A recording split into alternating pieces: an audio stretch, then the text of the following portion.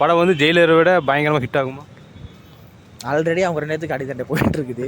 எப்படி வரும்னு தெரில. வந்ததுன்னா கண்டிப்பாக அதில் ஒரு பெரிய ஒரு மாற்றமும் வரும், ப்ராப்ளமும் வரும். அதை அவங்க பார்த்துக்குவாங்க. ஹாய் ப்ரோ, உங்கள் பேர் சொல்லி எங்கேருந்து வரீங்க? ப்ரோ என் பேர் கண்ணன். நான் இங்கே கோயம்புத்தூரில் தான் இருக்கேன். நீங்கள் ப்ரோ?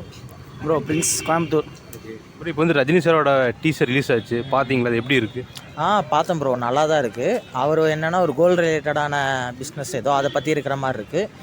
டைட்டில் பார்த்தீங்கன்னா கூலின்னு வச்சுருக்காங்க. மேபி ஏதோ பழைய படத்தோட ஏதோ ரெஃபரன்ஸ் இருக்கலாம். ஏன்னா அவர் ஒவ்வொரு படத்துலையும் அவர் எடுக்கும்போது ஏதோ ஒரு பழைய படத்தோட ரெஃபரன்ஸ் வைப்பார் லோகேஷ். மேபி இருக்கலாம், அதை பேஸ் பண்ணி இருக்கலாம் அப்படின்ற ஐடியா இருக்குது. அதேமாதிரி இந்த ரோலக்ஸ் வாட்ச் போட்டப்போ எல்லோரும் அந்த எல்சி கூட கனெக்ட் ஆகுன்ற மாதிரி பேசுகிறாங்க. அது எப்படி கனெக்ட் பண்ணுறாருன்னு தெரில. லியோவில் கனெக்ட் பண்ண மாதிரி கடைசியில் சும்மா 2 நிமிஷத்தை வச்சுட்டு கமல் பேசினார் அப்போ எல்சியுன்ற மாதிரி இல்லாமல் இருந்தால் சரி. இவர் கனெக்ட் பண்ணுறது வாய்ப்பு கம்மி தான். மேபி இருக்கலாம். இந்த படம் வந்து எல்சியூக்கோட லிங்க் ஆகிற மாதிரி தோணுதா? ரெஃபரன்ஸ் கொடுத்துருக்காரா?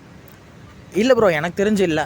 பார்க்குறவங்களுக்கு இருக்கிற மாதிரி சும்மா அந்த ரோலக்ஸை மட்டும் போட்டுட்டு போகலாம். ஆனால் அது எப்படி கனெக்ட் பண்ணிங்கனாலுமே அதை அந்த பழைய அந்த ரோலக்ஸ் கேரக்டர் கூட கனெக்ட் ஆகிறதுக்கு வாய்ப்பு இல்லை.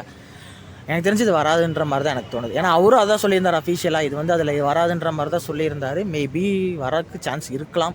ஏன்னா ஒவ்வொரு தடவையும் அப்படி தான் சொல்கிறாரு. கடைசியில் யாரோ ஒருத்தரை போட்டு விட்டுறாங்க.